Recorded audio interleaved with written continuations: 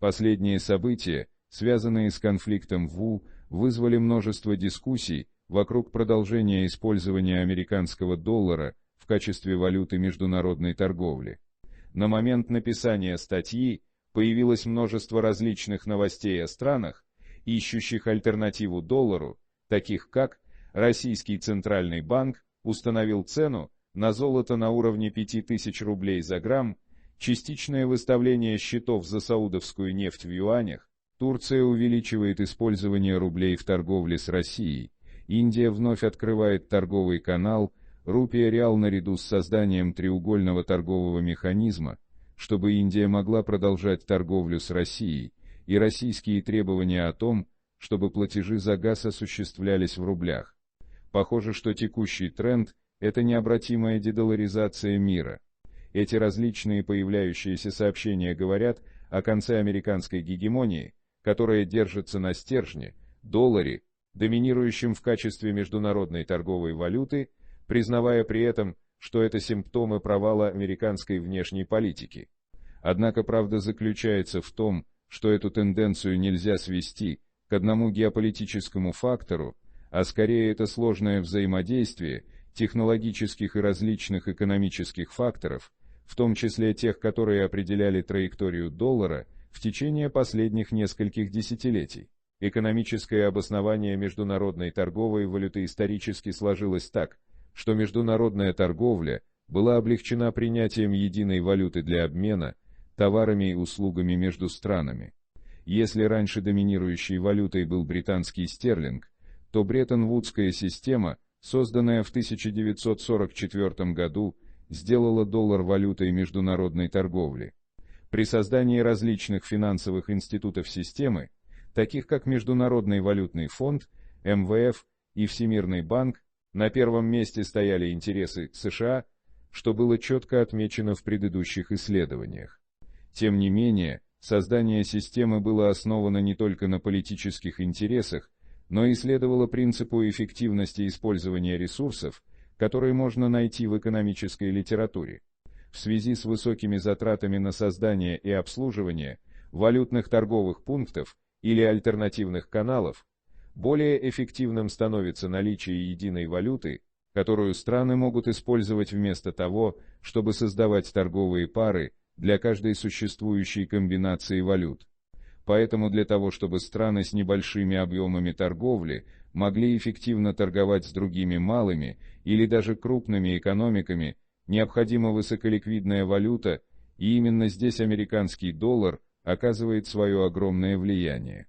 Это единственный наиболее ликвидный актив, которым может торговать каждая страна, полностью интегрированная и участвующая в мировой финансовой системе. Проще говоря, для небольших экономик гораздо дешевле использовать американский доллар для торговых расчетов, чем создавать двусторонний торговый канал с местными валютами, даже если финансовое соглашение в конечном итоге дает значительную власть Соединенным Штатам как единственному эмитенту валюты. Мягкие отклонения от этой модели действительно существуют, как мы можем видеть на примере размера использования евро, о котором говорили как о потенциальном сопернике гегемонии доллара. Невидимый упадок, сложное правдодоминирование доллара в качестве международной торговой валюты продолжалось почти целый век, несмотря на различные изменения, которые претерпела мировая финансовая система, от отказа от золотого стандарта в 1971 году до Великой рецессии 2008 года. Несмотря на все эти трудные времена, доллар оставался наиболее эффективной и дешевой альтернативой для ведения международной торговли. Немногие, однако, не поддавались иллюзии вечной гегемонии доллара и даже предупреждали о его гибели еще в 2006 году, ссылаясь на то, что внутренняя политика, проводимая Федеральной резервной системой, отталкивает страны от долларовой системы. В то время это было мнение меньшинства, и оно не соответствовало тенденции глобального роста в условиях неолиберальной экономической политики. Только в десятилетие после Великой рецессии было уделено больше внимания пагубному влиянию политики количественного смягчения на доллар. Как обесценивающий эффект на стоимость доллара, так и искусственно заниженная процентная ставка в созданная как прямой результат этой политики, имели значительные последствия за рубежом. Другими словами, экономические проблемы, с которыми столкнулись различные страны в последние десятилетия, такие как создание банка БРИКС, являются реакцией на плохую американскую экономическую политику. Обесценивание валюты в результате количественного смягчения не привело к большой инфляции внутри США из-за статуса доллара как валюты международной торговли, поскольку он экспортировал свою инфляцию в другие страны. Каскадный эффект от этого экспорта создал цикл бегства от доллара, когда многие центральные банки искали другие валюты с более высокой доходностью, а также начали накапливать золото в качестве метода предотвращения этих инфляционных шоков, созданных американской политикой. Фактически, согласно отчету Всемирного Золотого Совета, закупки золота различными центральными банками в прошлом году выросли на 82%, в результате чего общий объем мировых закупок этого актива достиг нового 30-летнего максимума. Также МВФ отметил, что в том же году количество долларов, используемых в качестве резервной валюты, достигло нового минимума, всего 59%.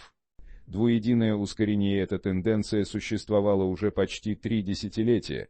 Как минимум, однако, два фактора ускорили ее: технологические инновации и геополитические преобразования. С начала 21 века рост цифровых технологий навсегда изменил финансовый ландшафт.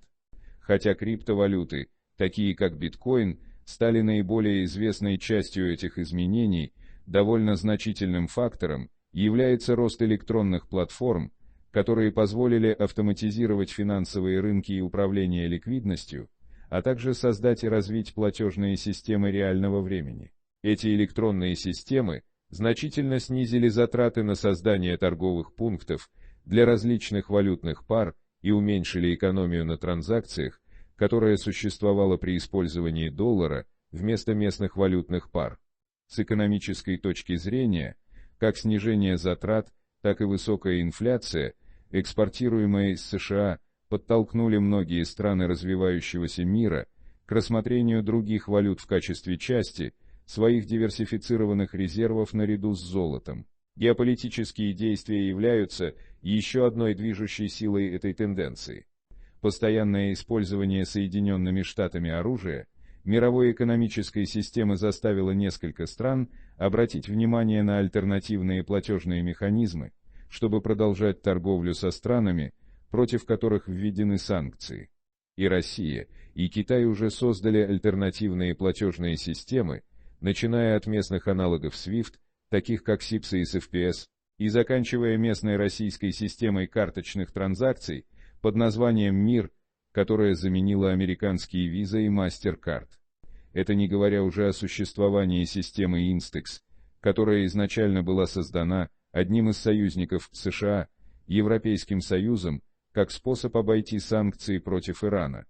Другими словами, безрассудное применение санкций Соединенными Штатами показало всему миру, что он не может доверять финансовой системе, которая ожидает, что национальные интересы будут игнорироваться в пользу глобальных интересов, которые в настоящее время тесно связаны с американскими корпоративными интересами.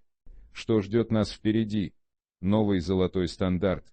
Нет необходимости говорить о том, что в последние 2 года все чаще возникают дискуссии вокруг возможного возвращения к золотому стандарту и много спекуляций вокруг больших золотых запасов, накопленных Китаем и Россией за эти годы. Последние новости о привязке рубля к золоту сделали эти дискуссии еще более громкими, вместе с идеей о том, что немедленный возврат к золотому стандарту неизбежен и конец гегемонии доллара близок.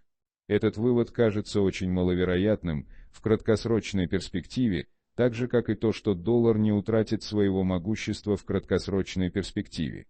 Хотя идея конца гегемонии доллара в основном не вызывает сомнений, сроки, когда это окончательно произойдет, не определены. В конце концов, нет никакой другой жизнеспособной валюты, которая могла бы занять место доллара, даже часто упоминаемый биткоин, потому что на рынке не так много ликвидности по сравнению с долларом. В итоге остается только гадать, каким курсом пойдет будущее и будет ли доллар вытеснен другой валютой или технологический прогресс отодвинет необходимость в единой международной торговой валюте в прошлое.